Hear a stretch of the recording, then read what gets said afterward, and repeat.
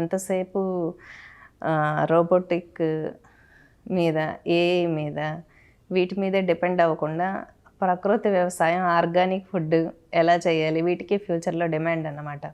ఇప్పుడు అందరూ అన్ని ఫుడ్లు తినట్లా, ఆర్గానిక్గా కాదని చూసుకొని తింటున్నారు. ఎంత రేట్ అయినా సరే 50 రూపీస్ ఉండేది 100 కానీ 200 పెట్టి ఆర్గానిక్ అని ట్యాగ్ వేస్తే చాలు, అదే కొనుక్కొని తింటున్నారు. కాబట్టి మంచి ఆర్గానిక్ ఫుడ్ ఇప్పుడు యూత్ కూడా చూస్తూ ఉంటారు. కాబట్టి పొలాలు ఉండేవాళ్ళు మంచిగా ఆర్గానిక్ వ్యవసాయం చేస్తే కొంచెం మనిషికి ఆయుష్ పెరుగుతుంది. ఇప్పుడు మనిషిలో రోగం లేని పార్టీ లేదు కదా.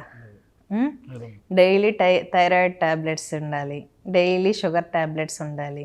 ఇవి రెండు ఉన్న వాళ్ళకి ఖచ్చితంగా బీపీ ఉంటుంది. ఇక ఎక్కడన్నా అన్బ్యాలెన్స్ అయితే పరిస్థితులు హార్ట్ ఫెయిల్యూర్ అయిపోతుంది, బ్రెయిన్ స్ట్రోక్ వచ్చేస్తుంది. మీరు మొన్న న్యూస్ పేపర్స్లో చూసారు కదా, ఒక పాప, చిన్న పాపకి హార్ట్ అటాక్ వచ్చి చనిపోయింది స్పాట్లో. హెల్త్లు ఎలా ఉన్నాయి? గాలి గట్టికి కొడితే ప్రాణం ఎగిరిపోతుంది.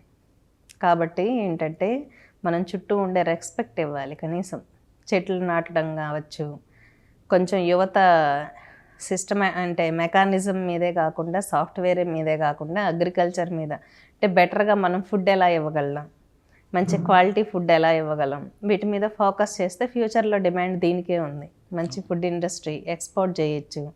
కాబట్టి ఏంటంటే 2026 అనేది కేవలం మెకానిజము, సాఫ్ట్వేరే కాకుండా అగ్రికల్చర్ మీద ఫోకస్ చేస్తే ఫ్యూచర్ ఇన్కమ్ అనేది బాగుంటుంది.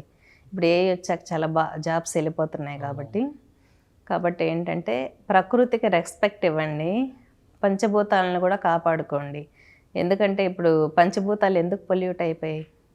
ప్రకృతి సరిగ్గా లేదు కాబట్టి ఏంటంటే మనం ప్రకృతికి ఏది ఇస్తామో తిరిగి మనకు ప్రకృతి అదే ఇస్తుంది.